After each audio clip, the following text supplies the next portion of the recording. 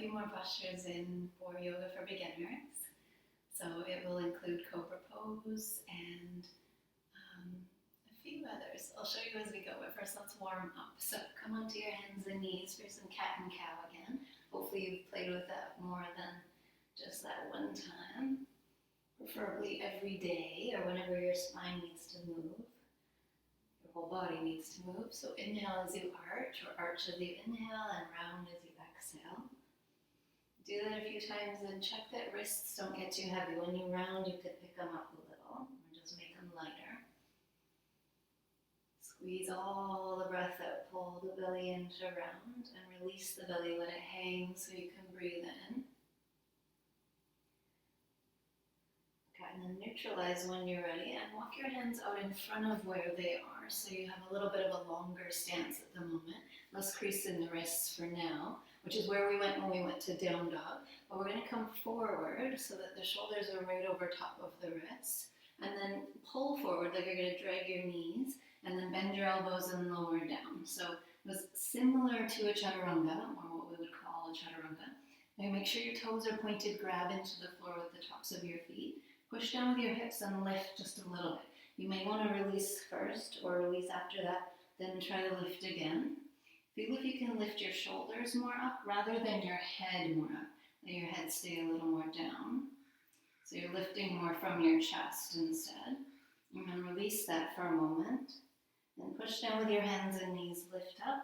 Leave your hands as they are and sit back like the child's pose. You can have the toes curled under them if you rather, or sit right back with them pointed. When you're ready for an inhale, come up and forward over your hands. Then as you exhale, lower down. When you're ready to inhale again, push down with your hips to lift your chest, shoulders back, and then release that, let out the breath. Keep breathing as you pick yourself up and sit all the way back to down dog, to child's pose. We will go to down dog. So inhale again, come forward and up. You can be on your fists if need be. If your wrists have been bothered by that, exhale to lower down. Then you can change it to flat hands or even up on fingertips. Come up to cobra. Release that. When you're ready, go to fists if need be to come back up. And then sit back and you can release your hands. Give a little rocking motion if you need to. So that was similar to what we might say as vinyasa when we're in class and we maybe are in down dog and then there's an offering of go through vinyasa if you wish, which you can always skip. You can always stay in down dog. You can always go back to child's pose. So when we were on our hands earlier, we talked about putting the pressure into the index finger knuckles. Make sure you're still doing that, or you're on fists for that plank position and lowering down. We're going to add to that, come up again on your hands and knees. So from this is like a shorter plank, we could say. You could instead be in the full plank, if that's feeling okay. Then push forward and lower down. Again, you can be on fists. So cobra pose, going through that a little bit more. What you want to act like is you're dragging your hands backwards. You're trying to pull your hands towards your hips, and you're trying to pull your hips towards your hands, like you're going to slither forward on the mat. So you drag yourself, pull forward to be able to go up. You might not get as high as me. I've been practicing a lot of years, so don't worry about the height. Just watch out for tension in the back of the neck. If you need a release after that, go ahead and release somehow. Flop the heels if the bum went all clenched. And then push back up when you're ready. And sit back to child's again, or go up to down dog now if you would rather.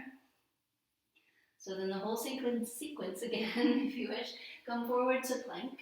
And here's what we call chaturanga. We hover. You can have your knees down if you need to. Then you could go up dog if you hover. So your knees stay off the floor, arms go straight, shoulders are pulled back. It's a big arch in your back. If you need to release all the way down for a moment, even flip your hands upside down, sideways, shake them out, whatever you gotta do. Or just flop. Release any clench. And then when you're ready, you can pick up on hands and knees.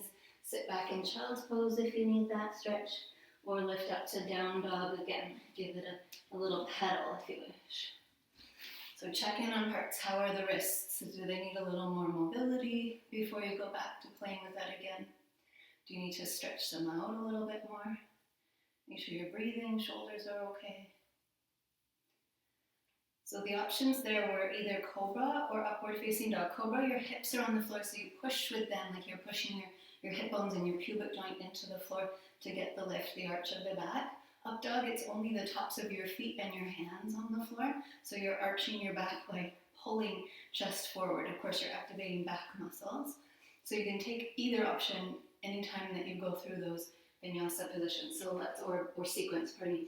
So again, let's start from the beginning. Knees on the floor, pull forward.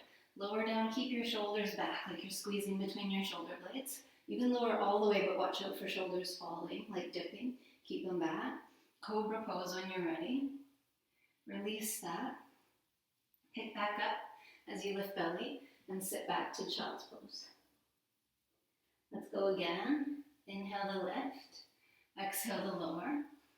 If you want to get up dog from there, you got to push strong until you lift right up. And then you can lower everything back down. When you're ready to lift up, come up. Sit back to child's pose again. And then let's go a little more. So lift up to down dog if you want. You can always go through one of those other options. Come forward to plank when you're ready. Keep going forward so your elbows stay right over your wrists. You can lower all the way down for cobra or go through the up dog again. Release it. Come back up when you're ready and all the way back to down dog. Give it a little walk. Make sure wrists are okay. They're not too heavy. And then come down for a moment and give them a flip upside down. So stretch them in reverse of how we've been playing with them. Maybe a good little shake out. Or that other wrist release that we played with before. Or just keep moving them, bring the flow, like circulation back to them. And then you can keep repeating this video, of course. Do it as many times as you need to. Play with those things on your own. And we'll come back again soon. So thank you for sharing your practice again.